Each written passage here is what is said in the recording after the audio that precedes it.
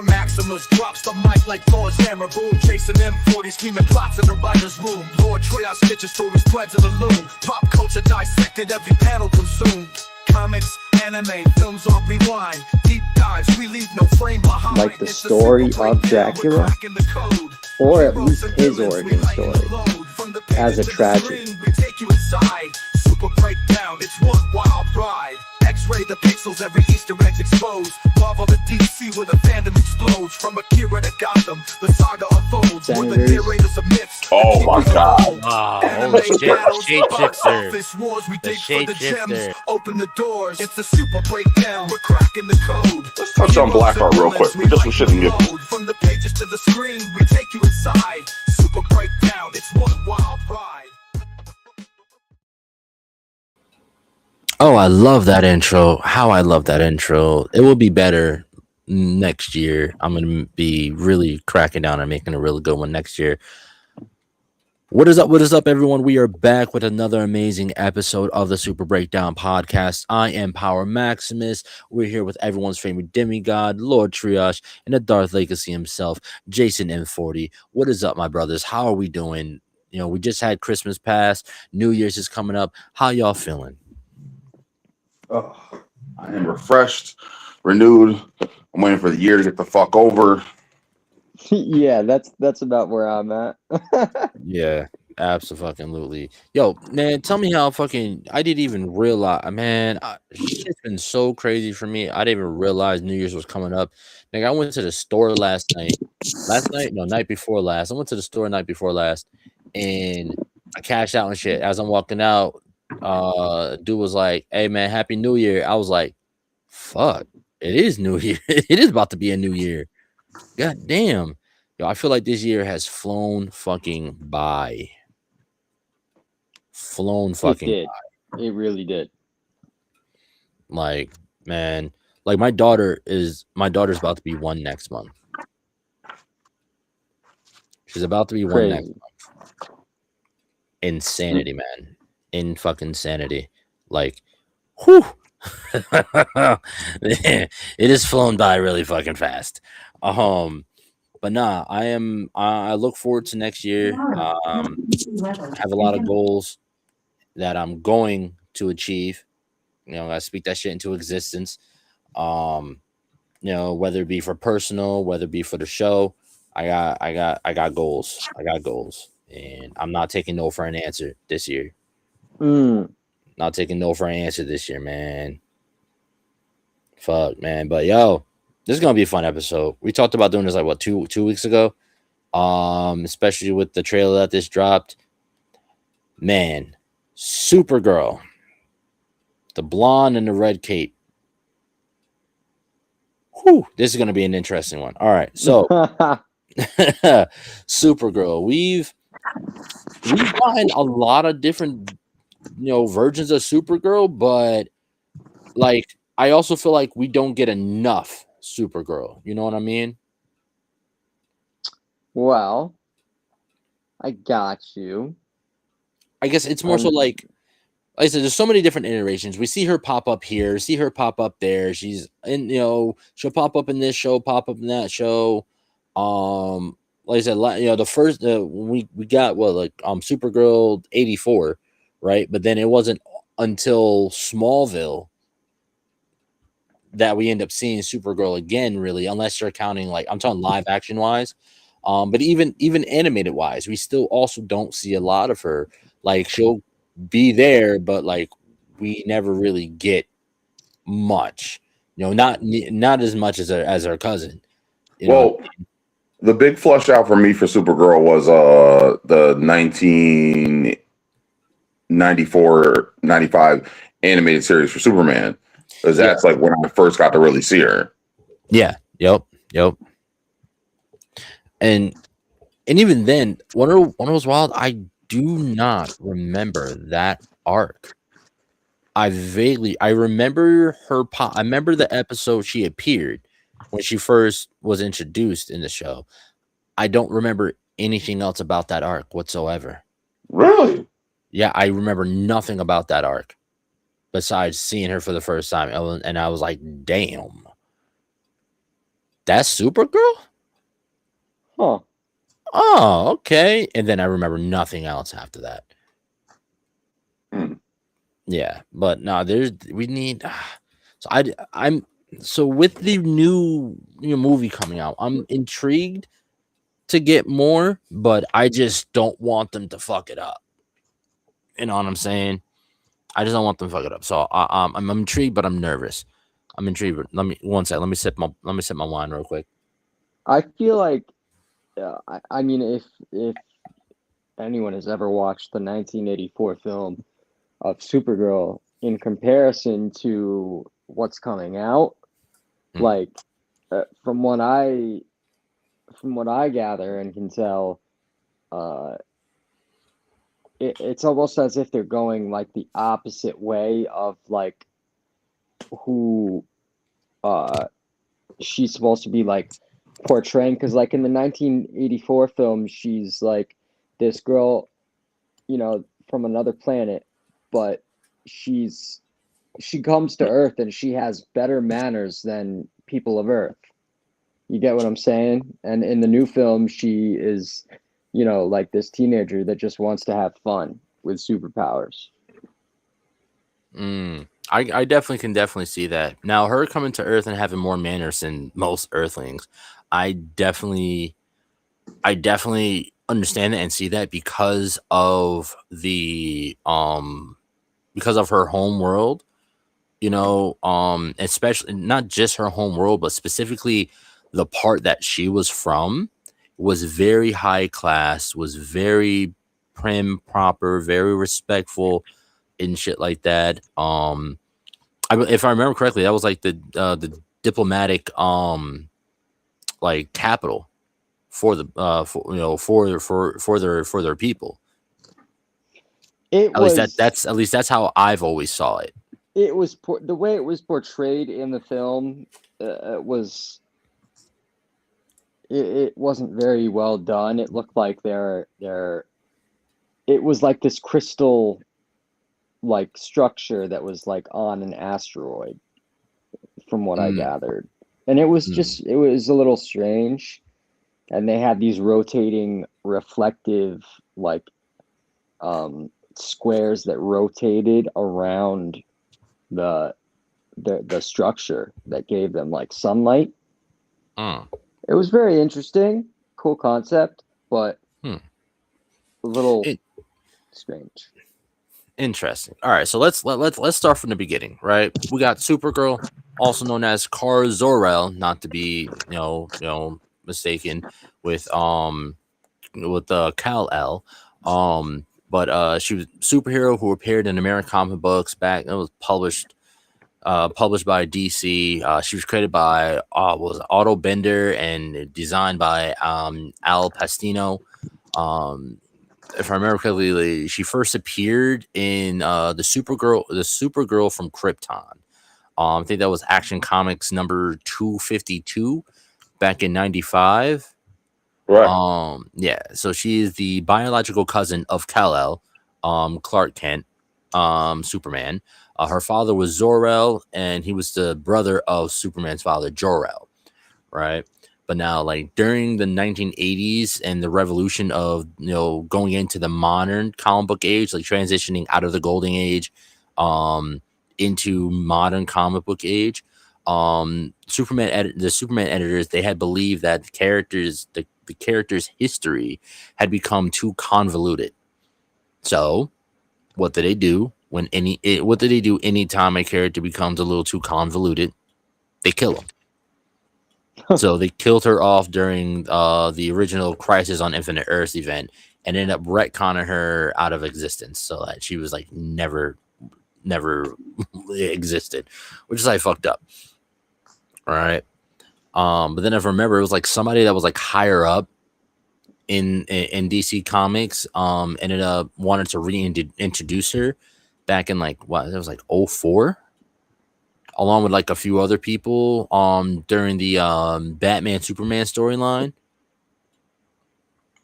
And so she like the again, and this is what I'm talking about, and I feel like we can put her along we can put Supergirl along with the characters like the Halls, like Carter and Shire, Thanagarians. Their backstory was like so convoluted. You didn't actual comic book readers compared to animated watchers to live action watchers. No one really ever knows like what their exact specific backstory or origin is, because it was just everywhere. You know what I mean? But also, I feel like that also goes into the evolution of comic books and comic book writing. You know what I mean? Back in the day, I understand what you're saying. yeah, back in the day, there really wasn't, you really weren't doing origin stories unless the character popped off. You know what I mean? You had an idea for a character, and you wrote a story with that character in there. A lot of the old comics, we have characters that are, already established doing superhero shit, and then we find out who they are, what they are, and all that shit later on down the line after the fact. Hmm. You know what I mean? So and this is what I'm saying. I would like to see more and Supergirl more. I would like them to do and I would like to see her more stable. You know what I mean? A more stable character, which I've enjoyed them doing within the recent years with her live action adaptations, even to her animated series adaptations. Because I think after Superman animated series, we don't see her again animated until Justice League Unlimited. I think so. Yeah, I don't know. So what about you, Triage? What is when it comes to Supergirl, what is something that, well, the character in itself, where's your knowledge extend? Where does it start and where does it stop? So the rendition of Supergirl that I grew up seeing was the one from the animated series, who was from she wasn't actually Kryptonian. She was from a sister planet in the galaxy of Krypton. And when Krypton exploded, the resulting chain reaction destroyed all the neighboring planets, moons, and everything in the area. And the planet that Supergirl was discovered on by Superman was actually not necessarily destroyed, but it was more or less left like a barren wasteland. And then the survivors had to move around and try to put themselves in a stasis, hoping that someday someone will come along to survive, to save them. Now, lo and behold, while Superman is scanning the area, he winds up coming across Kara. That's interesting. I don't remember that. Yeah, I was not aware of that. Oh, and that was the origin of her in the animated series? Yeah. Oh, I'm gonna have to go back and rewatch that then.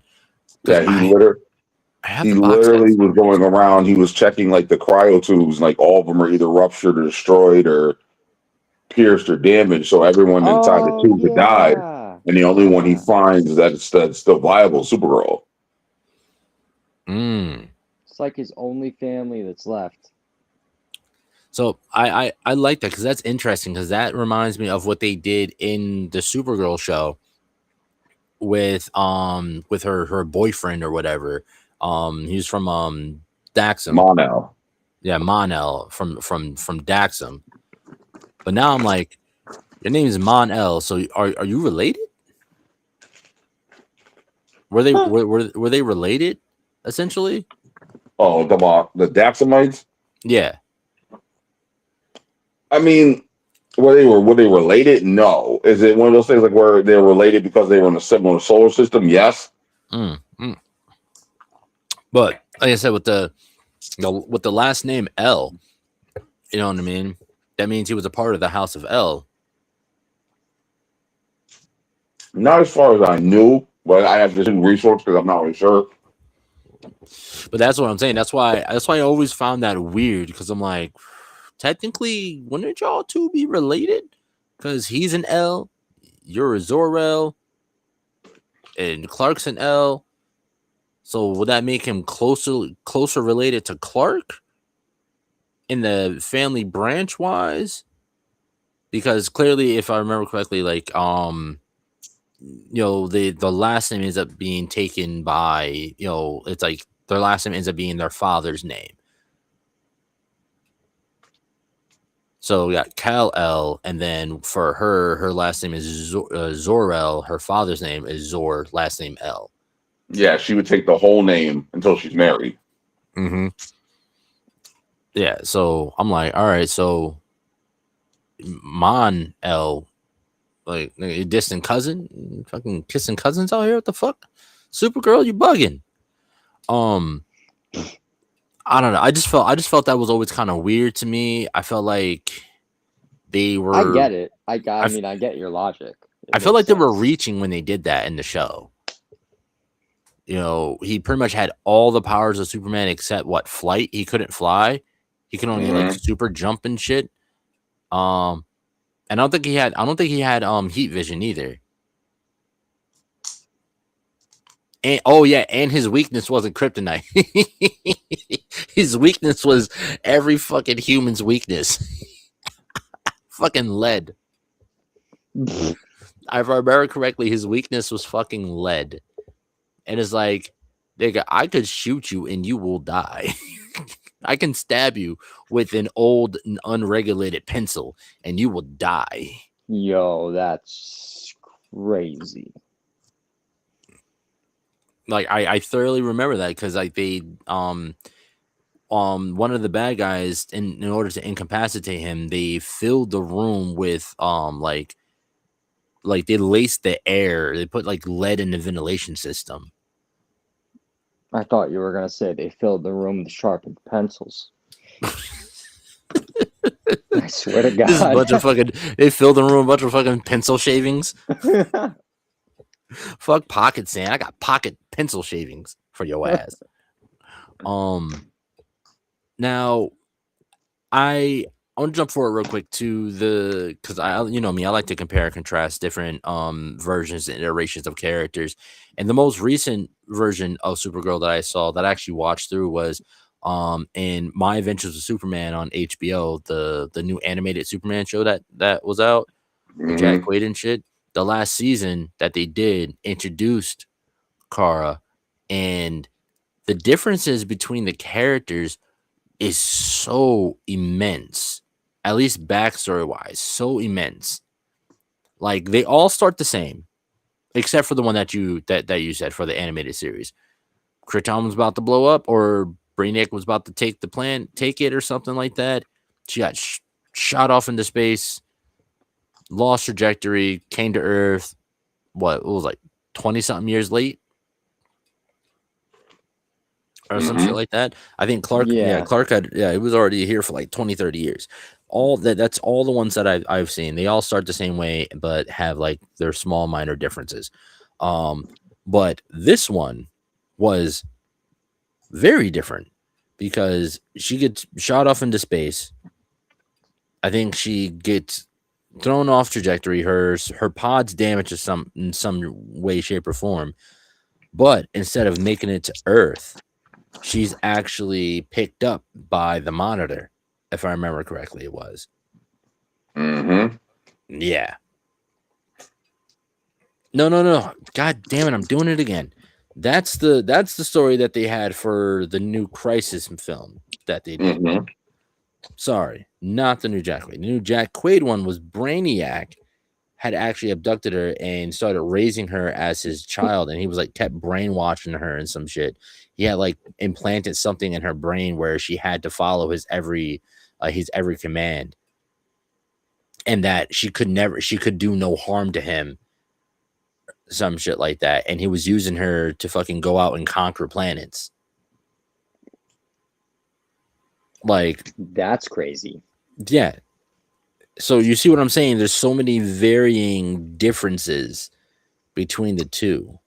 In the film, or in the 1984 movie, she leaves Krypton, or her home, because of like this piece of technology.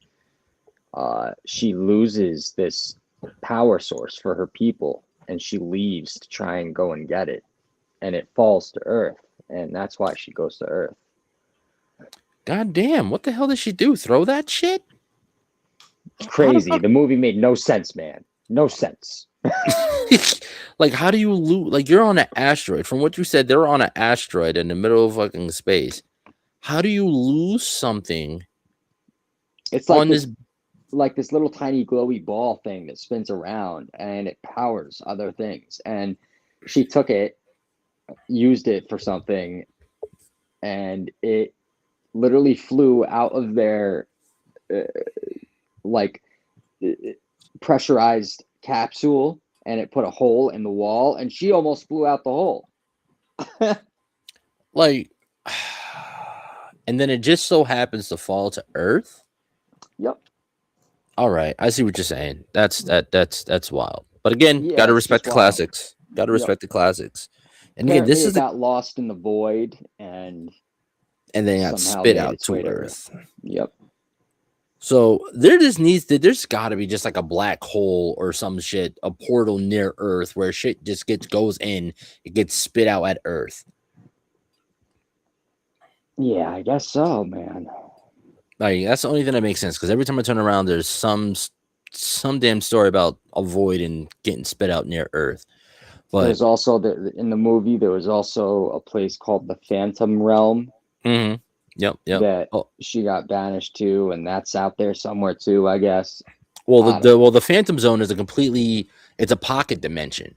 Yeah, that's what I thought. Yeah, the Phantom Zone is a pocket dimension, and that's where Krypton sent all their pretty much that was their prison, their jail. Yes. Um, Yeah. And if Well- you like kind of go ahead. So that's not something that's really elaborated on well in continuity also, because the Phantom Zone is always described as a pocket dimension where that houses the most dangerous criminals of the 23 known galaxies. But if you watch Smallville, they made it seem like the Kryptonians were judge, jury, and executioner for a lot of other systems in the galaxies, because there's several people that wound up coming after Superman because Jor-El locked them in the Phantom Zone. That was the whole beef that Zod, Ursula, and Knowing had with him. Yes. Yes. I And that's remember where that. they were trapped, and that makes sense.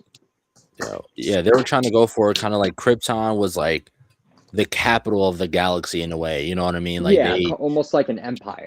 Yeah, you know what I mean. But I would say less empire-y and more like No, I would definitely say Empire, because the Kryptonians were the most technologically advanced civilization in the 23 known galaxies. No one had better technology than the Kryptonians.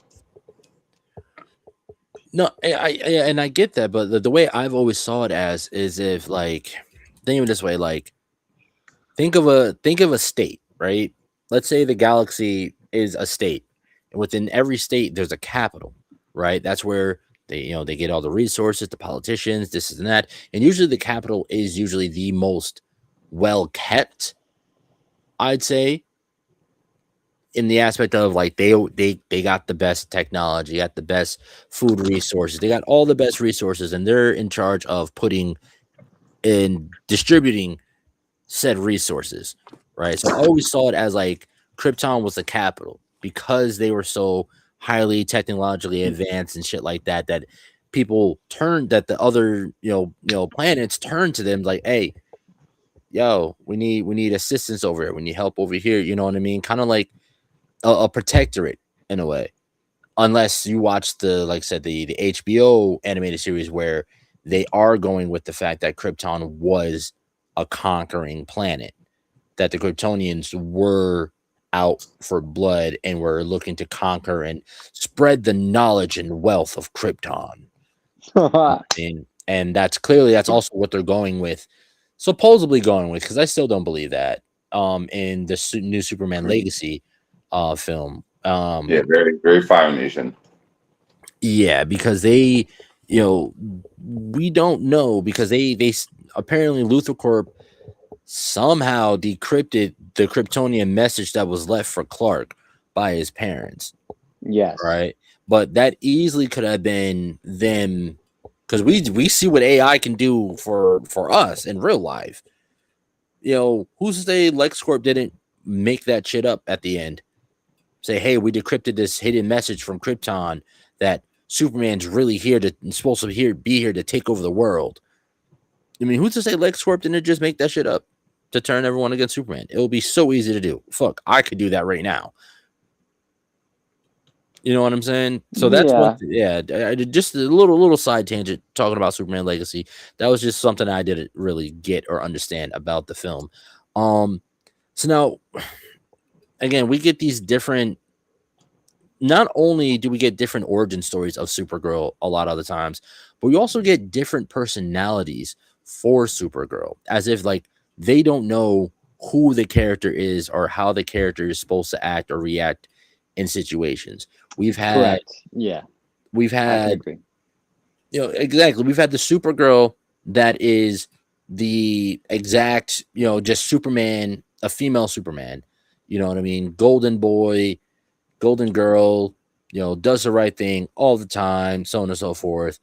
But then we get a stark contrast if we look at the Millie Alcott version that we're about to get, and Supergirl, was it Woman of Tomorrow that we're getting, where it's completely different. She's not the Girl Scout. She's not I'm gonna do everything right by the book, justice for all. She's not that. But then we also see. I think it was actually a pretty good, funny representation in the movie of Superman when Krypton, her dog, found her finally. The behavior of her dog smashing her around is a perfect representation of her. Yes, because as we all know, your pets end up being reflections of you and how you raise them.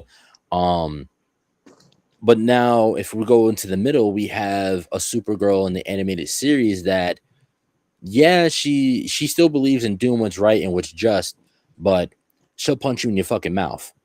You know what I'm saying? That she's rough, she's brash, she wants a fight. You know what I mean? She wants to see how strong she can get. She's ready to slam some shit, pick up a car for no damn reason. You know what I'm saying? So I feel like there's been so many stark differences within the character's personality. What do you think, Triage? I think that they're trying to ground her in more modern day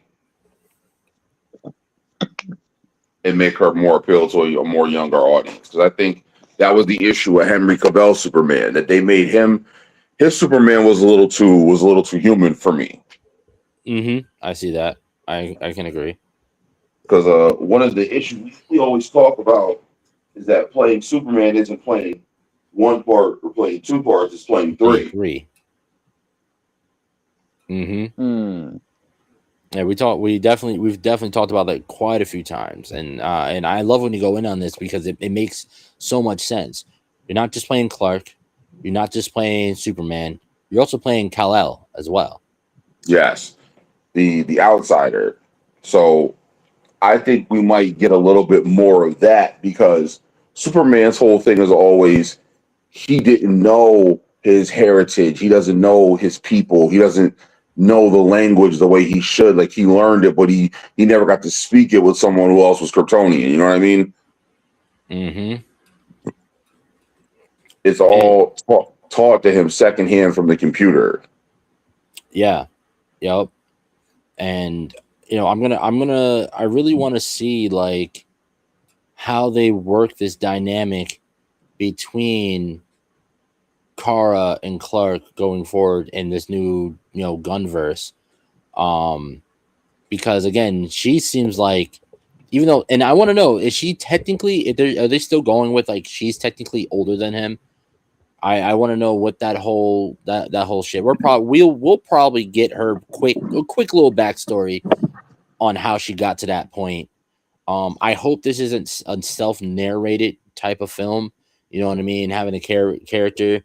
Yep, that's me. You want to know how I got here? God, you know what I'm saying? I hope it's not one of those films.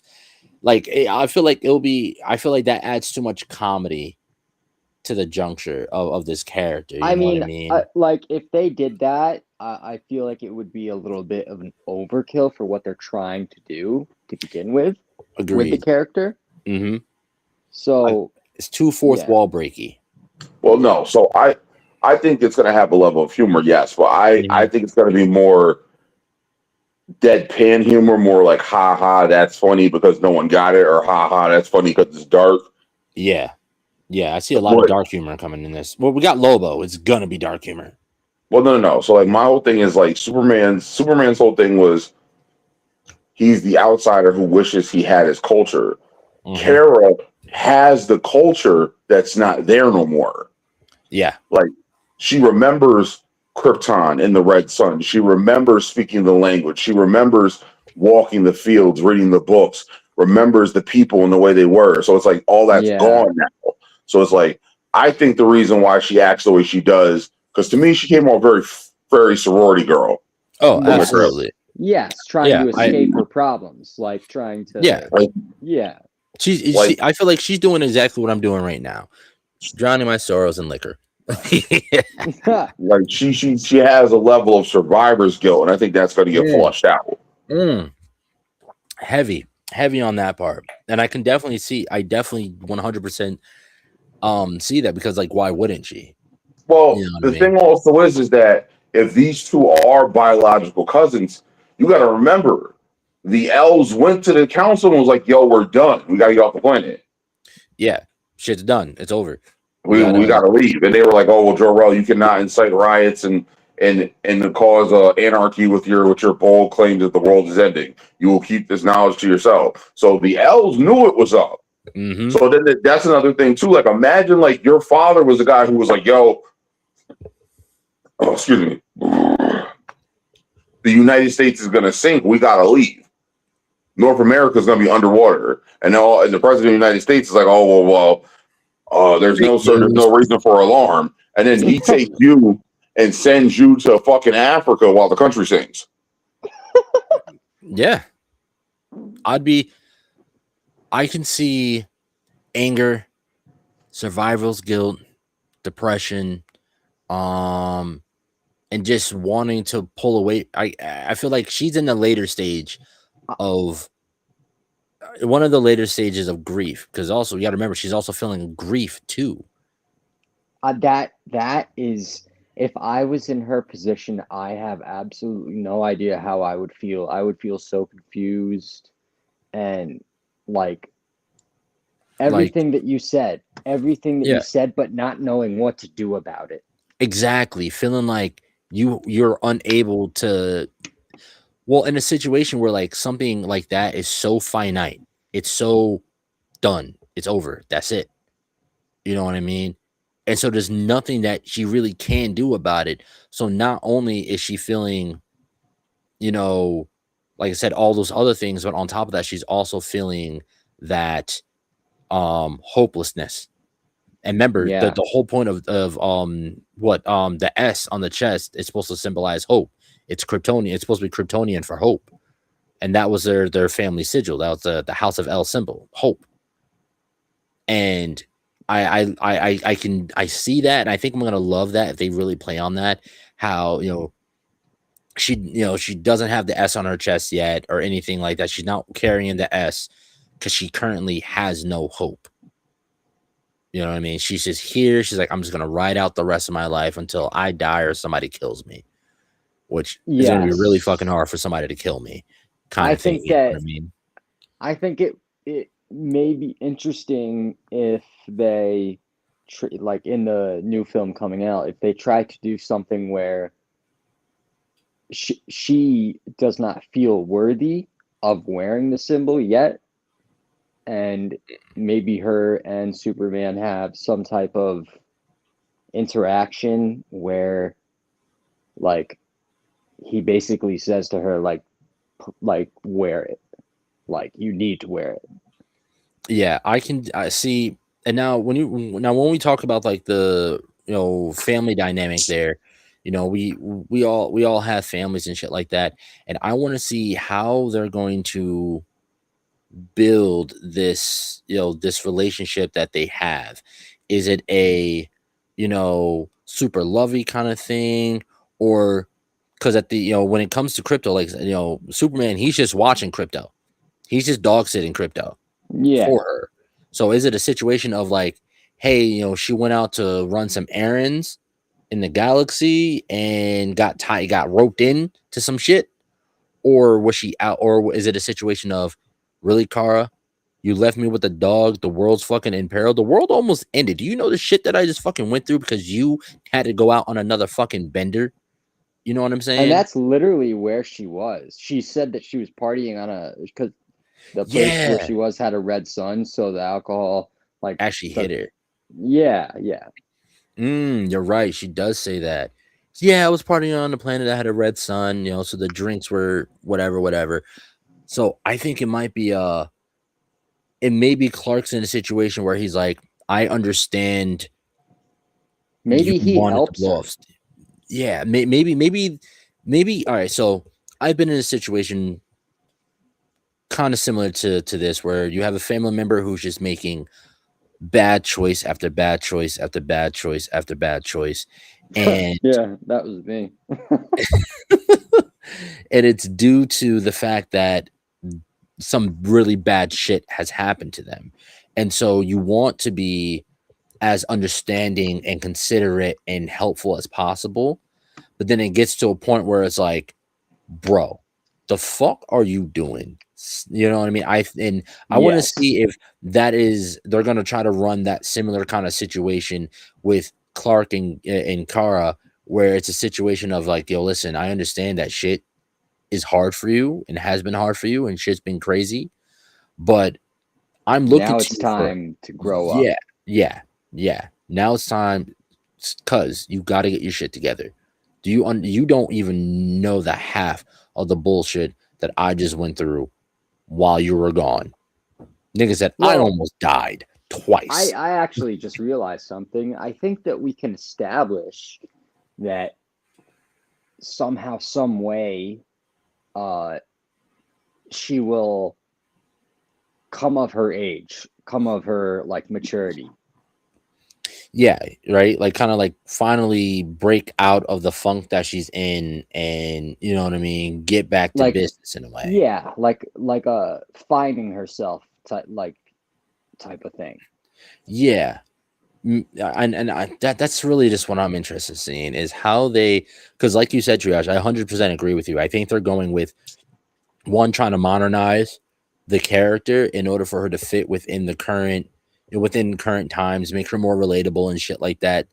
And for the youth and the younger audience that they're clearly seeking. Like Survivor's Guilt completely, I can completely see that. Like having today's youth and women compare with her. Completely. Absolutely. That's just one thing I'm interested in seeing, how they build the familiar bond between Kara and Clark. What do you think, Triage, on that aspect? I think it's going to be very guided, big sister. It's going to be very big brother, little sister. But it's also one of those things where their relationship is always very, I'm your older relative. Like, what I mean, I came here to protect you, but by the time I got here, the job didn't need to be doing. Oh yeah, because that's another thing. Because she's like, all right, well then, now what the fuck am I here for? I was sent here to protect him, but this thing is protecting a whole fucking planet. What is there to protect? You know what I'm saying? So right. I can see her start out. Go ahead. That's another thing too, because especially if the Kryptonians in this universe are considered, they think of themselves as superiors. She might be like, "What are you wasting your time with these monkeys for?" You know what I mean? Damn, why you gotta make her Frieza, bro? That's true. No. It's true. That's the idea, because it's like, if they're quote unquote conquerors and they're superiors, especially if that's what something their house was known for, you're doing the polar opposite of what it is we're supposed to be doing here. What if she's just a total bitch? Right? Oh shit! You know what? That is a possibility. We're giving her a lot of and see, even we're doing it. We're giving her a lot of grace because of the shit that we know that the character's been through. But what if honestly she's just an asshole? What if she's honestly just a little fucking brat? Like, you're gonna Yeah. tell me with the power you feel from a yellow sun, you can fly, you're invulnerable, you're super strong, you're you're somewhere in another galaxy getting drunk. Yeah, Yeah. that's a situation of I'm just here. I don't really, go ahead because you can fight for these for this species if you want to, but I'm Yo, about to go. I'm about to go see with I'm about to go see what Clintar has. You know what I'm saying? I hope that I they know it's a have a different fight universe. scene. That would be interesting. Him That trying would to be knock some interesting. sense into her type Yeah. shit. Well, female Yeah. Kryptonians are stronger than the males. Yeah. Yep. So that and that but there's that part too. You know what I mean? But now the question is like, is she more is it all right, she may be stronger, but does she have the experience? Because remember, he was already Superman by the time she got there. Maybe he will be able to use his maturity to outwit her somehow. Yeah, And that will be the realization that she needs to, like, okay, I'm wrong. I don't know. There's so many different ways that they can kind of go with this. Because the character needs it. Her character needs it. Her character needs a refresh, but then also a stable refresh. Like, however you're going to write the character, that's the way you fucking write the character. Whatever way you have the Yes. backstory, that's the way you fucking write the backstory. You know what I mean? And that's really all it really is. It comes down to the writing of the character. Yeah, I think And she's gonna be very, very disillusioned, very no interest, very I'm here already. I guess I can help. She's gonna be the Jessica Jones of DC Universe. ooh, That's good. yeah. That's good. I can definitely see that. And then again, until she comes of age and realizes that, like, and finds her purpose. Because I feel like right now she's just like kind of like floating through the galaxy without a purpose. You know what I mean? Because just being as a being, as a living being, the number one thing that the number one question that every living being inevitably asks is, what's my purpose? Why am I here? What am I contributing and or what am I getting out of it? What do I have to do? You know what I mean? And I feel like that, and especially your entire civilization just got wiped out. You're just got introduced to a cousin that you were told that you were supposed to protect, but you get there, you can't even do that. That job's done. You know what I mean? You got these powers that you probably don't have a full control over yet. You know what I mean? So you're useless in that aspect. I can definitely see a lot of self-loathing within this new kind of character. And I want to see how they help her navigate that. You know what I mean? And then again, we have the further question: is Lobo there to help or to hurt? It's Lobo. I mean, he's gonna do either or, whatever the fuck he wants. It's fucking Lobo. Like I attribute Lobo to DC's version of fucking Deadpool. He does what the fuck he wants. He has nobody telling him what to do. He does what he wants. So it's a situation of like, I'm hunting her down and I'm going to make her help me out with whatever situation it is. Is Lobo just a means to an end? Is he the big bad? What's the overall theme here that we're going for? Because we see that there's another character, a young girl that essentially is trying to enlist her assistance with some shit that's going on with her planet. And Kara's like, nah, I'm good. But then they get ran down on by a bunch of mercs and shit trying to take the kid. And then Kara gets wrapped up in the shit. So wait, yeah. So yeah, no. From the last trailer that I saw, that's really what it was. They had this little girl. She had a big ass fucking sword that looked cool as shit. and she was asking Supergirl pretty much to help her, and Supergirl's pretty much like, fuck off. Yes. And then shit goes to shit in the bar, and she ends up helping the little girl out. So now she's stuck in it. So maybe the little girl's being hunted down by Lobo. Maybe Supergirl has to protect this younger girl. And you think like, that's and what act like in a motherly fashion, or like more so big sister fashion? Because I'm seeing really heavy in this that like. Well, that makes more sense. Yeah. Wait, quick question. Yep. Out of the Justice League, how many of the Justice League members have living parents? One or the other, or both? Have living parents? Uh-huh. Damn. Let's see. Apollos is still alive. And Barry's father. Barry's see. father? Oh yeah, because he's He in was jail. Iron Heights. He's in Iron Heights.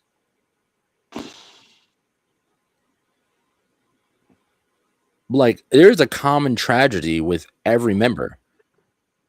They're all orphans. They're all orphans. Either they've lost their entire civilization, whether it be Kara, Martian Manhunter, Superman, or one or the other parent got murked out. Yeah. Or both. And, in the sense of Batman and his merry band of orphans. I think Barbara was the only one that wasn't an orphan. Correct. She didn't lose both parents, but she lost both legs. It's true. The way you said it, though, is funny. Damn. You didn't lose both parents. You're losing two of something. Losing two of something in this world.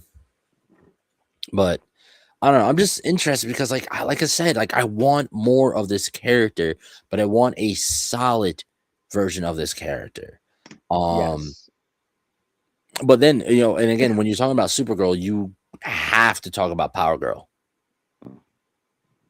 You got to talk about Power Girl. And if I remember, Power Girl is a Russian clone of Supergirl? Power Girl. Yeah. Oh, hold on. Yeah. Are you talking about like the one from the show where it was the Soviet one that the Russians found? Well, if I remember, because I vividly remember an animated fight between Supergirl and the fucking busty clone version of her. So that was something they did in the Justice League animated series, and it was Galatea. She was supposed to be that universe's Power Girl because she was supposed to be a clone of Kara that was aged to like full maturity. So Hamilton basically made himself a sex slave version of her, and then bulked her all up and set her loose in the Justice League. That way, if Superman ever went rogue again, the government would have their own Kryptonian. Yeah, if I remember correctly, she was a problem. Like she was a legit problem. You know what I mean? And so I'm interested to see if they're gonna try to play with that at some point down the line as well. I just feel like, all right, so I'll say this. The one thing that I want to see from DC, right, is I want to see them go beyond what Marvel is doing right now. Because Marvel's playing real close to the chest and safe. And I want to see them just open up the world. You know what I mean? Yeah. Even if we're not getting full stories of the character, let's say we get a Batman movie, let's see him having a conversation with Azrael. Quick little Azrael cameo and move on. You know what I mean? They're opening up this world that they're like everyone's already established. DC James Gunn is like, you know what? We are not doing origin stories. This is what we're getting. Unless it's a character that is so small and nuanced and nobody really knows so much about them. like Blue Beetle, when they did Blue Beetle, because I'm pretty sure like Blue Beetle is like the first film that is technically a part of James Gunn's universe. Yes, technically. Even though he wasn't the director or producer on that, it's still a part of like his universe. Well, I think the misuse of the origin story has become a problem. Like, you can tell the origin story as far as like a backstory or tell a tale, like the way they did in Judge Dredd, how it's revealed that Rico and Dredd were clones, or even as far as Ninja Turtles, like where Splinter tells their origin to April. Yep, like exposition. But here's the thing: you got to walk a fine line when it comes to exposition. You got to so it's either you tell the backstory, tell the origin via the story, right? Either you're doing a straight up origin story, or you're telling the backstory, the origin story within the current story that you're telling. Exposition, backstory. Hey, you're writing in a situation where there's a moment in time where somebody is telling their origin. You know what I mean? And so with this, like I don't know, I feel like that's what we're gonna get. We're gonna get her, some situation where they're gonna give some exposition about who she is, where she comes from, blah blah blah blah blah. Along those lines. But now, again, what I was really saying, like for DC, specifically for DC, is James Gunn is going into this with a world that is already full of superheroes. You know what I mean? Again, we just saw Mr. Terrific. How many times do we really see Mr. Terrific within animated DC anything? I mean, I don't know, because there's a lot of DC characters I think are cool, but it's like I don't care about Mr. Terrific. I really don't. I don't. No, me either. But I mean, my whole thing is like, oh yeah, he's in the movie. That's cool. That shows that there are other people who are established. There shows that there are mainstream characters that are in the universe that the level 7s know about. But there's some kid who is that? Yeah, absolutely. G-Sphere. Like why is it a floating chair like Xavier? Exactly. What fair play? What does that mean? No, I 100% agree with you, but like, he's already established that like this is a well-established superhero universe, right? I need to see more of that. I want to see all these different characters that we haven't even seen, whatever, come together. Because again, when you look at Marvel, right, they're going in a straight line in a way. Like, but I don't know. I feel like I'm reversing my previous statements from like mad long ago when I'm like, Marvel got the formula and shit, and Marvel is being more respectful to the source material than DC is, and so on and so forth. I feel like in this situation, I need a little less source material and a little more creative writing. No, I would say yes and no. I would say yes and no. The reason why I would say yes is because with the Snyderverse, I mean, let's be honest. I don't care about Victor Stone. I really don't. I thought Ezra Miller was a terrible choice as the Flash. I thought from his fucking run to his suit to his the way he carried himself, I thought he was terrible, Barry Allen. Terrible. Yeah, I thought the way he portrayed. Even the run was the run was goofy as shit. Yes. Like he's like flicking his arm. That does remind me that we did forget another alteration of a Supergirl in the Flashpoint paradox. Oh no, I was getting to that. But okay. Like if you look at the Snyderverse, look at the key characters of the Justice League. In my opinion, Gal Gadot stole the show with that. Mm-hmm. And I like Jason Momoa's Aquaman. He made me like that character so much. And even Yahya Mahershala, not Mahershala Ali.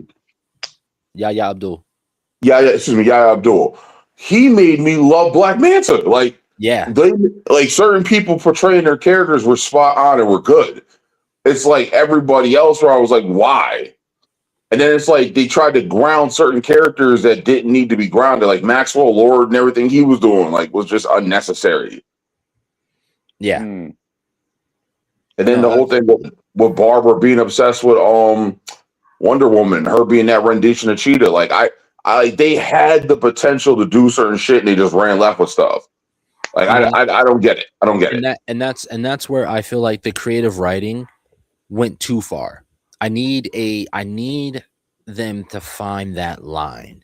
You know what I mean? Marvel's going a little too tight to source material for me, while DC was going way too loose on the source material. I need them to Well, find that fine line of let's look at this source material, let's respect the source material, but let's also get a little creative with it as well. well, certain characters I think you also have to do that with, like Jaime Reyes with the beat with the Scarab. Like you Absolutely. had to explain the Scarab, Yeah. otherwise you would be lost. It's And a then the very whole obscure thing, unless level 7, like you said, unless it's something that only level 7s will really kind of know about. right, or like say like they did something about Firestorm, like you'd have to explain the Firestorm Matrix. Yep. And then you're trying to tell me Yeah. you wouldn't want to see like a whole monologue, not a monologue. What's what I'm looking for? Exposition. When they do a series of scenes. Oh, montage. Yes, like if they did like a whole montage of him training to use the Firestorm Matrix, them fusing and defusing, them figuring out alchemy, them absorbing and redirecting energy, like shit like that. That shit would be fire. No pun intended.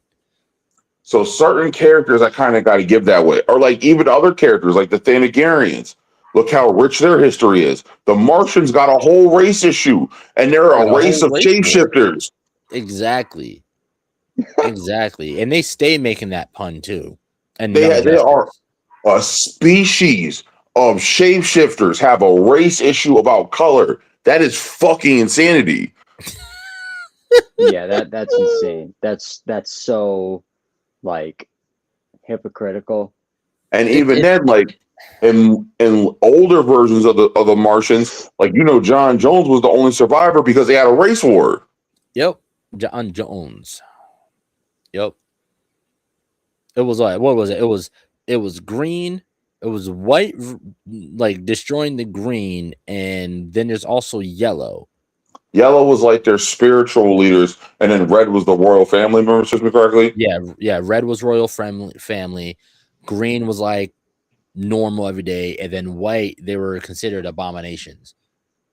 They were also the minority. Yeah, the minority, because like you would like if you were born and you ended up being a white Martian, you were excommunicado and shit like that. And it was the white Martians that in turn that started the war. That were what's the word I'm looking for? It starts with a P. They pretty much they were the proprietors of the war. They started the war. They started the race wars. Yeah, perpetuated. Yes. Well, no, perpetuated is keeping it going. Well, yeah, the rest of them perpetuated it. You know what I mean? So, and then also again to have a world and a universe full of aliens. Everyone is an alien essentially, and yet still have race problems. Is interesting to me, but that's more so what I need, and I feel like with Supergirl, we need less source material from when it comes to Supergirl, and more creative writing, because like I said, her origin stories, her backstory, she's always been ran as a side character. You know what I mean? As a support character. And so I don't feel like they never really put too much time into creating her character, except for like, the, what was it? Fuck. And if this is it's what they're running building this movie off of. What was it? Woman of Tomorrow. What was it? The most recent comic book run. Let's see. Run.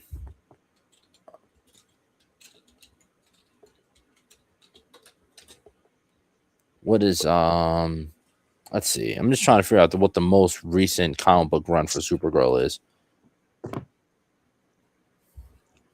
Yeah, I'm not sure. Yeah, I have no clue. I thought it was Woman of Tomorrow.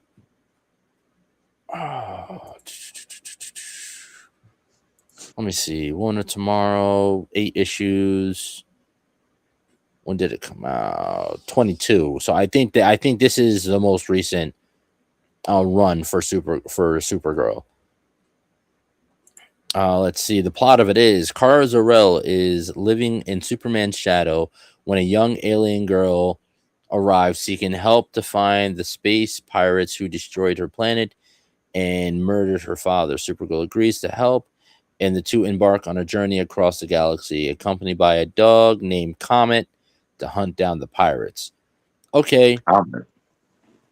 Yeah. The story explores Supergirl's identity beyond being Superman's cousin, dealing with the themes of grief, revenge, and finding one's own path, moving away from the traditional Girl Scout image. Yes. So, all right, that's exactly what they're doing here. That's exactly what they're doing here. They're going off of that storybook run, the comic book run. So I will be finding a way to read through that comic book run. It's 8 issues, so I'm very, very interested to see what they do with that. Now, again, like I was saying, that I just need them to hone in and lock the fuck in on Supergirl. You know what I mean? Because I'm fucking tired of Superman. I'm so tired of Superman, and I'm tired of DC harping on Superman and fucking Batman. I mean, okay. There have been a lot of Superman movies. A fucking and lot. I completely like empathize with what you mean by them harping on Superman and Batman and I not really exploring more of other characters that they could. Yeah, which I understand. If they're, I understand those are your big two, but like you have decades of characters that have, to be honest, to me, like more interesting backstories, more interesting abilities, more interesting characters. You know what I mean?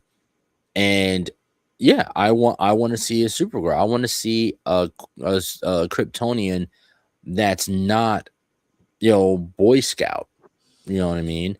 That, is, even though she in a way is the most alien, but also in turns end up being more human. I feel like Superman, the fight of Superman, Superman fighting between, his human side and alien side and shit like that. I would love to see her find that she can relate more to humans. You know what I mean?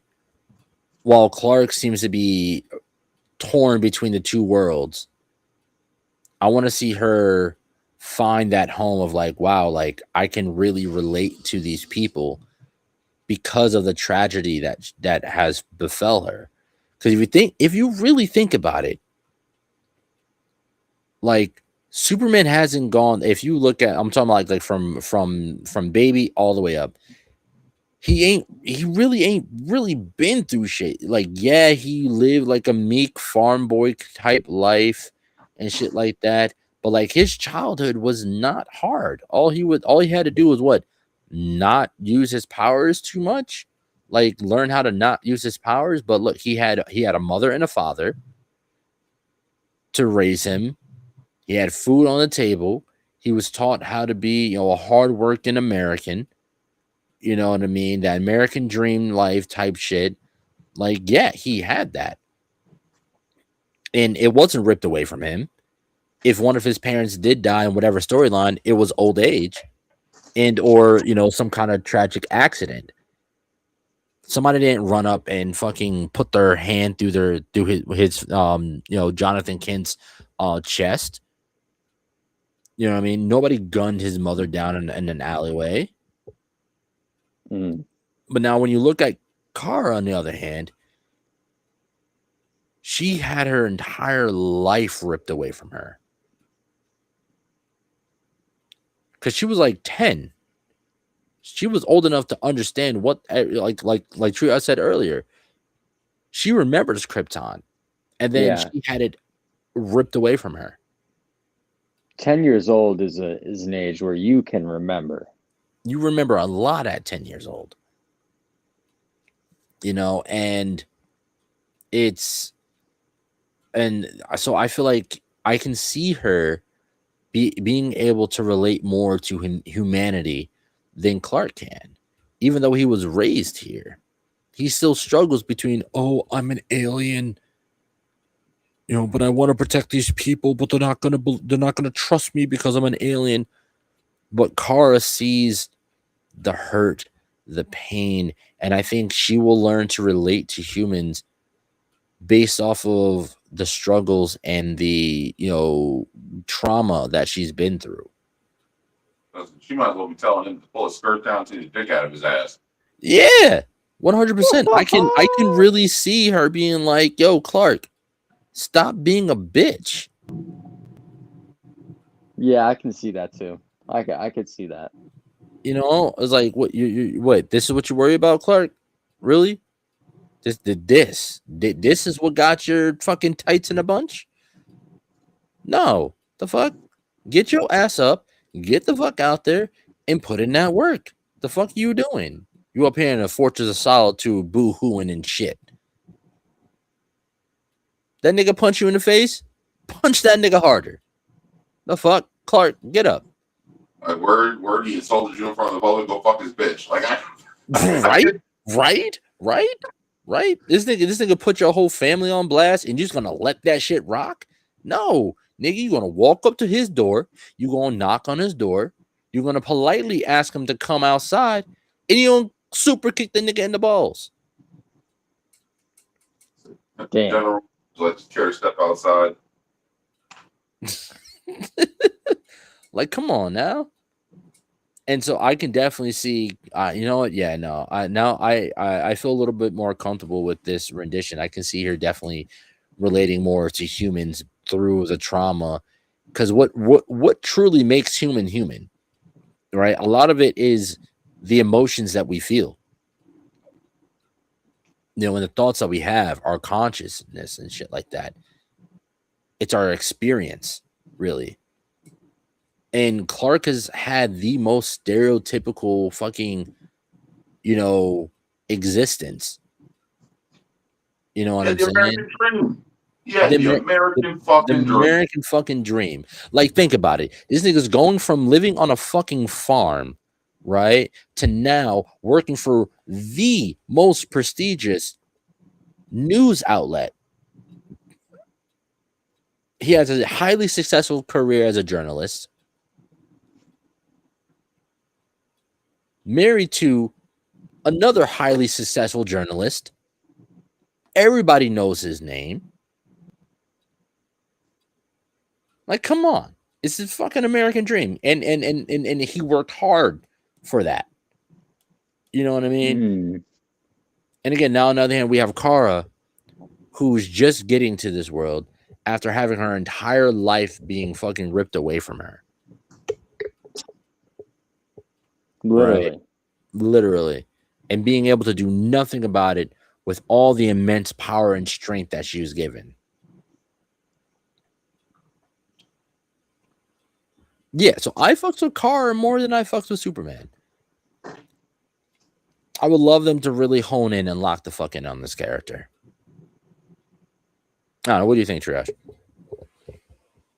No, I definitely think there's a great potential. I definitely think there's a lot they can do. The question is, what are we going to get to see and how much of it? Yeah. That part too. That part too. What about you, Jay? There is potential. There's potential for a story that hasn't been told yet. And there's potential for it to even be better.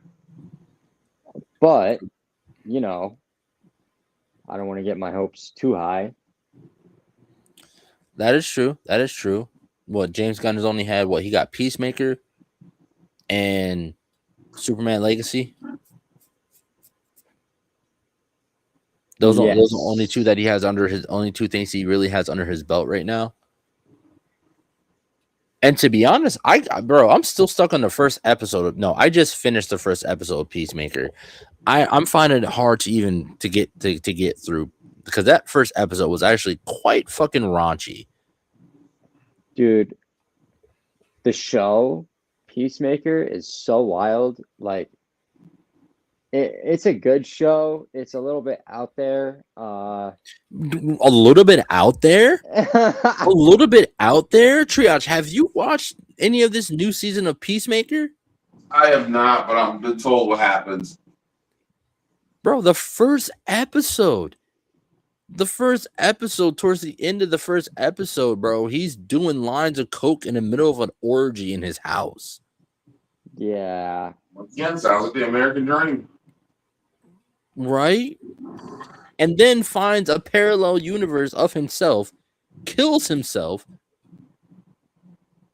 Oh no, it was more so accidental. It was an accidental death. He didn't mean to kill him. It was accidental. Right? But still, like a little bit out there. A little bit out there, sir.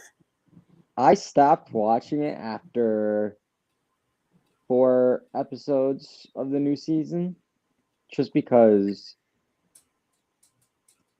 it was so out there. Like, bro, that shit was so raunchy, and it was the point. Like, I really couldn't watch it because I got kids, bro. I got kids. Like, I don't have time to be watching something where a random titty gonna pop out and somebody randomly gonna just pop on the screen and start licking it. I can't do that.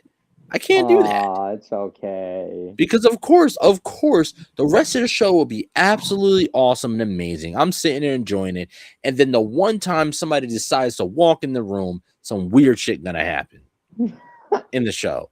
And now they're gonna be looking at me like, the fuck are you watching, bro? I can't have that. I can't have that. I can't have niggas thinking I'm watching weird shit in my personal time. I swear it wasn't like this before. I swear nobody was snorting coke off of anyone's penis a second ago. I swear. Oh my god. There's been not one penis this whole episode. I swear. You're not wrong. I swear I wasn't watching a show of John Cena walking around naked. Crazy. I'm not that kind of person, I swear. Okay, don't judge me. Oh no. Fuck, no judgment. I'm sorry. I'm sorry. I walk in the room and you're watching John Cena fapping. I'm good. No, I can't. We can't talk anymore. Jesus. we can't talk. I'm judging the shit out of you. Telling me it's 12 o'clock noon. I walk in the room, you're watching John Cena butt ass naked in a room, bunch of people having sex, snorting lines. I'm not even asking questions. I'm judging off rip. Not to mention the character's father is pretty much a super Klansman. My god. Grand He's not a wizard. He's a fucking dragon. Did you see his armor? I will say the armor is type sick though. It is. It's like level 7 armor. I will say, yeah, that for a racist. His armor's type sick for a racist. His armor's type sick for a racist. It's only really because I like the color red. Walk down the street, fucking Grand Wizard walks by, all red. Hey, nigga, nice suit. It's red. You know what I heard? What's up, bro? I heard that I know we're off topic talking. Oh yeah, about it's the end of the show. We're off topic, but it's okay. I heard that Peacemaker's father, the father that he finds in that other universe, is completely opposite of the father that he has in his universe. Yeah, that's what I was. And I heard that somehow, some way, the father in that universe is actually his real father from his universe. What? And the two fathers got switched at some point. God damn it, Jay.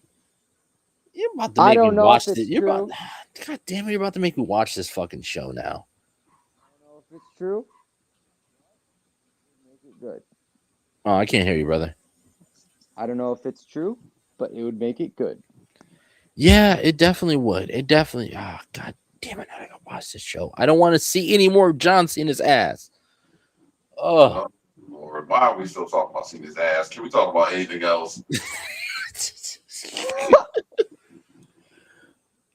because it's so prominent in the damn show. Nah. See, that pause makes me think that you had to think of a response. Because, like, No, I was laughing. I was yeah, laughing.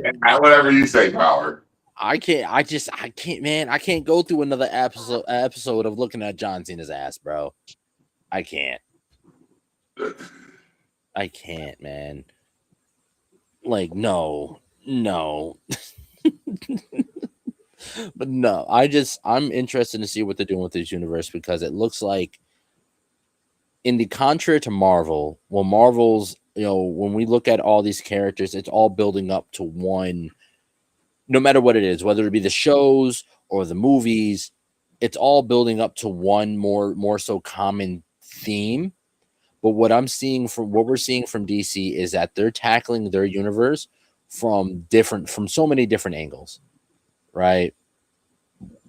Because if you look at Peacemaker, Peacemaker has nothing to do with Supergirl.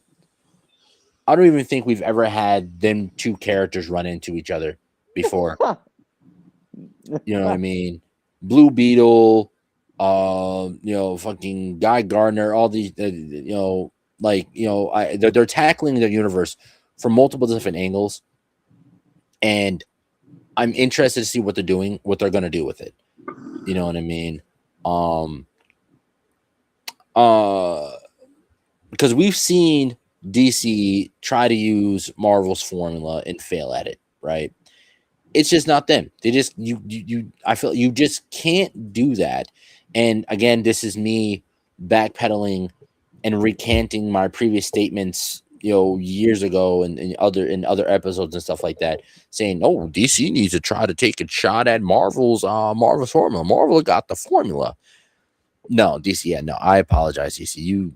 With your comics cannot follow the same formula as Marvel's comics did.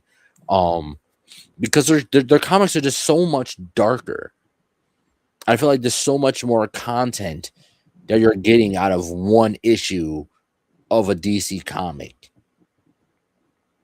While Marvel, when you see Marvel's comics, you're getting a lot of content, but it's spread out over multiple issues and even sometimes multiple different characters. If you're looking at the King of Black storyline, that storyline takes place over multiple different characters' comic book runs. So, yeah, I just want to see what they're going to do because, again, they cannot do Marvel's formula. I like them leaning into the fact that their comics are more darker. And if DC did go full rated R, they'd break the box office if they said, fuck it, our shit is rated R. I mean, honestly, that would be different. And but let me clarify. But have it character specific. You know what I mean? Because clearly not all not all DC characters are rated R, right? Or at least not. You know what I mean? If you're doing, you can do, a PG-13 Batman movie and then have the sequel be rated R. Could you imagine if DC made an R-rated like Batman film? They did. Wasn't the Batman R-rated? Well, yeah, I'm pretty sure not it was. The way it could have been. Like, not if they let Ben Affleck's Batman be R-rated. Yeah, that would have been the movie going to the hospital. No, them niggas were not going to the hospital. Them niggas was going to the fucking coroner. They were going to the morgue. Yeah, that nigga's been Affleck Batman was killing.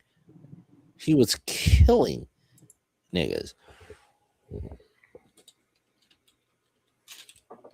Beer. Let me see. No, yeah. So the Batman, yeah, it's PG-13, but it feels rated R because, yeah, I think the only way that they didn't get that rated R rating was because I don't think anyone dropped the F-bomb and there was no sex.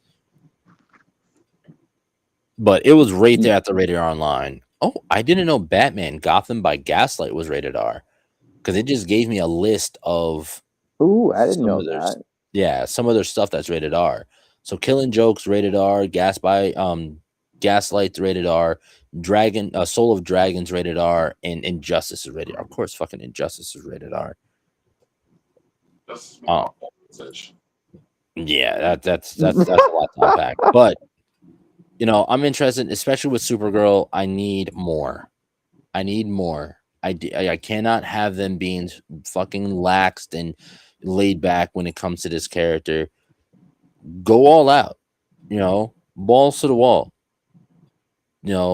because I feel like that's what DC's been lacking in really allowing their characters to be their true, full, like authentic selves. Yeah.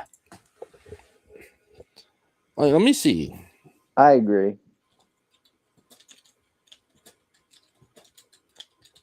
Let me see something. You know me. I like to do research on hand. There is not one.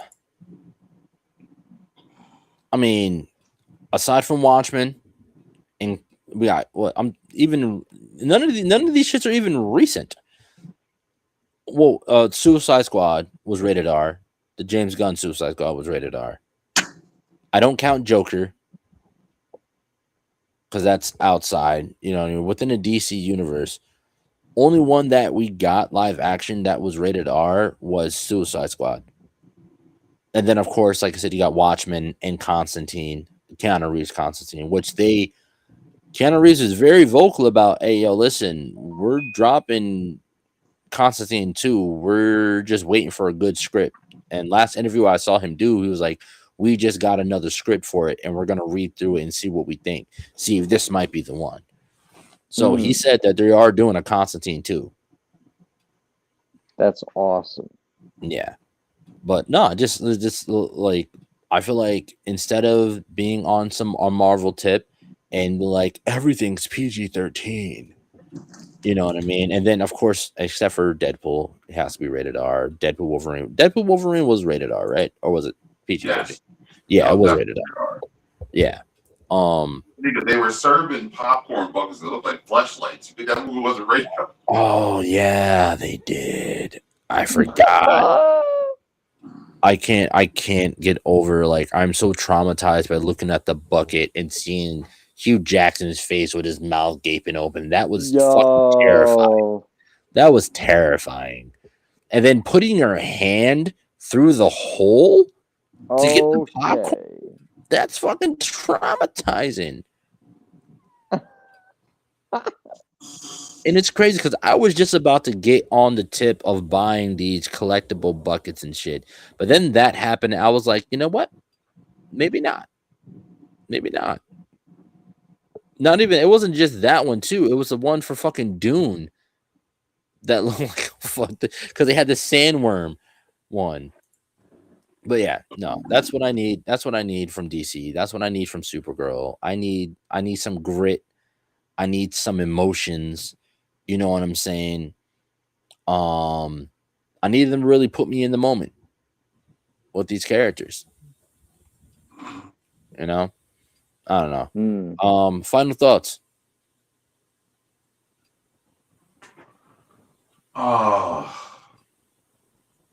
That if they're going to make it more modern, more appealing, if they're going to move away from the good girl image, I want to see where this is going to go.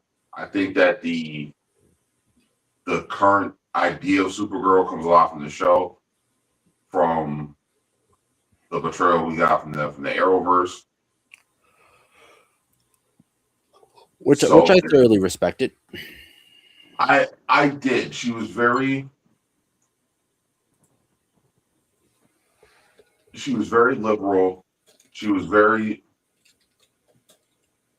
forthwith, and she was very outspoken. I always thought that was very cool about the character. Mhm. So I think that if they're gonna go a lot less political with this and a lot more human emotion, like who are you as a person type shit, that's gonna be interesting. Yeah, that would be interesting. What about you, Jay? Final remarks? Well, I really am looking forward to see what they do with the interaction between Superman and Supergirl. That's what I'm most curious about. Yes, I can agree to that. That's something that I'm very interested in as well, because, and it's interesting because like me, I'm taking in like both of the things that you guys just said. To me, I'm interested to see how they handle those familial bonds between the two of them, because they're going more grounded and more human emotion with Kara. And I want to see how that can maybe affect Superman. You know what I mean? Maybe everyone's looking at her as, this sorority girl, college drunk kind of thing, drinking her sorrows away, wash out, burn out, whatever you want to call it. But in turn, she's actually the one that teaches him a little bit something about being human. Like I said, I feel like between the two of them, she's the most alien. Yeah. Conceptually, when you think about it, she was raised longer on an alien planet than he was. His whole life has been spent on Earth. You know what I mean? So and always being told you need to hide who you are. I feel like his human side has always been a facade in a way. You know what I mean? I think it's going to be very Michael Rosenbaum, Tom Mullen. I think it's going to be very her telling him, it's going to be him telling her, we have a duty to these people. We have a right because of our responsibility, because of our power to be the saviors and the protectors that they need. And her responsibility is her response is going to be, that's a destiny that we don't have. We never chose, not a destiny that we want. Like, I have no interest in it. Because Lex Luthor on Smallville said the thing that always bothered him is the fact that Clark hid from what he was. He cowered from it. He's like, if I had your powers, I would have taken them and reveled in it and embraced it. I would have lived a way no person had ever lived before. And it's not only with that. I think it's also one of those things. It's going to be that conversation. I think it's going to be flipped. Like, he's going to be telling her, like, yo, we have a responsibility, as opposed to her going, this isn't what we're here for. I have no interest in none of this. I could care less. Yeah, you want to be the savior. You want to be the savior by all means, but I'm going to live my life while I have a chance to live it. You got to live your childhood. You got to do this. You got to do that. The best part of my life, the last few years of it, I spent cowering in fear, or I had this major catastrophe that everyone I know was gone. And I'm stuck here with you telling me how to live my life. Yep. No, I feel like that's very accurate. I feel like that is very, very accurate. And that's what I want to see more of in DC. Those conversations. Because we get those conversations in the comic books. We get a lot of those conversations in the comic books. Something that really, and I feel like this is a very big difference between Marvel and DC. DC, a lot of their stuff focuses on the human aspect of being super, while a lot of times Marvel focuses on, the super part of being super. You know what I mean? Yeah. You know what I mean? Or even then being human and being super. You know what I mean? Whether if we're talking about T'Challa, you're talking about Tony Stark, talking about Hawkeye, these characters that are human, but are have chosen to take this super route. You know what I mean? And now I feel like it's going to be a little bit flipped in this situation. It's like she's going to look at him and be like, Clark, these are your people. My people are dead. These are your people. If you choose to take the responsibility for them, fine, so be it. But you cannot expect me to take responsibility for people that I don't even know. Yeah. I think she's gonna realize the gravity of what she's capable of doing, and it's gonna compel her to realize like she won't have a choice but to protect these people. Yeah. I feel like she's gonna grow some kind of connection, to human society, based off of her tragedy and stuff like that, and see where she can bring that connection in. But I also think she's also gonna teach Clark a few things too about being human as well. You know what I mean? About feeling these emotions. Yeah, I can completely see that. Like, yeah. Clark's feeling grief over, what grief is he feeling currently at this time? Triage, you still haven't been able to sit through Legacy yet, right? Correct. Yeah. So only grief he's really feeling right now is that he has felt is from his father, from Jonathan Kent passing away. You know what I mean?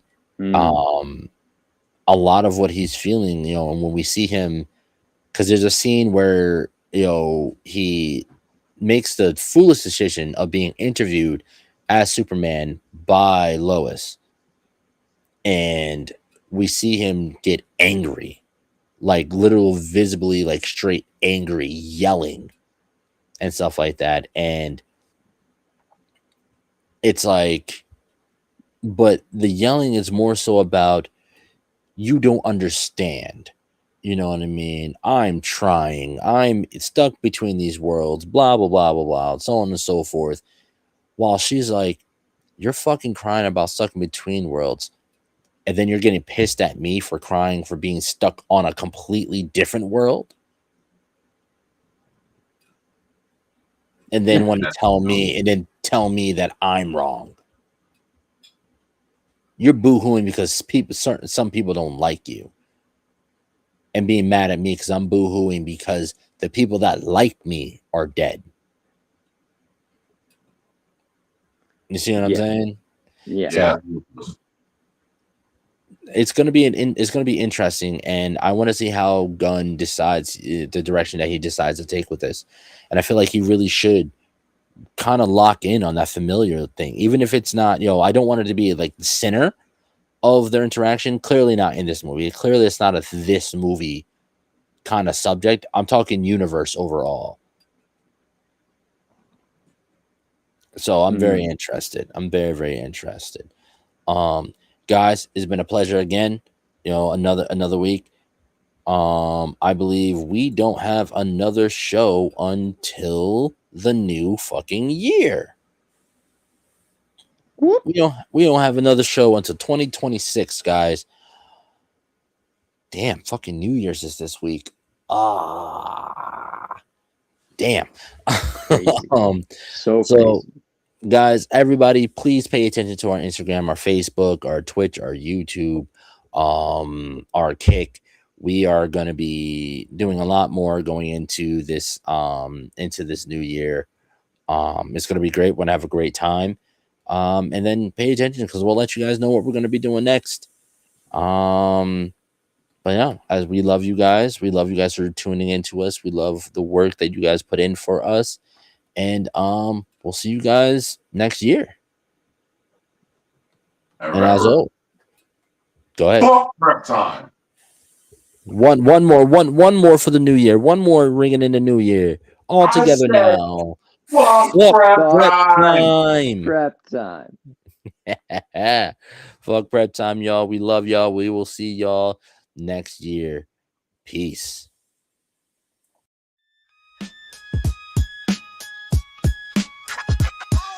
Power Maximus drops the mic like Thor's hammer. Boom, chasing M40s, scheming plots in the writer's room. Lord Triage stitches through his threads in the loom. Pop culture dissected, every panel consumed. Comics, anime, films on rewind. Deep dives, we leave no frame behind. It's the super breakdown, we're cracking the code. Heroes and villains, we lighten the load. From the pages to the screen, we take you inside. Super breakdown, it's one wild ride. X-ray the pixels, every Easter egg's exposed. Marvel to DC where the fandom explodes. From Akira to Gotham, the saga unfolds. We're the narrators of myths, the keepers of old. Anime battles, box office wars. We dig for the gems, open the doors. It's a super breakdown, we're cracking the code.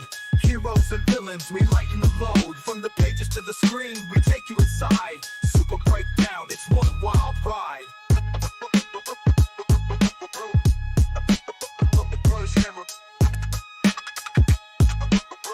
Chasing M40s, killing plots in the writer's room. Lord Triage stitches stories, threads in the loom. Pop culture dissected, every panel consumed. Comics, anime, films on rewind. Deep dives, we leave no frame behind. It's the super breakdown, we're cracking the code. Heroes and villains, we lighten the load. From the pages to the screen, we take you inside. Super breakdown, it's one wild ride. X-ray the pixels, every Easter egg exposed. Marvel to DC where the fandom explodes. From Akira to Gotham, the saga unfolds. We're the narrators of myths, the keepers of old. Anime battles, box office wars. We dig for the gems, open the doors. It's a super breakdown, we're cracking the code. Heroes and villains, we lighten the load. From the pages to the screen, we take you inside.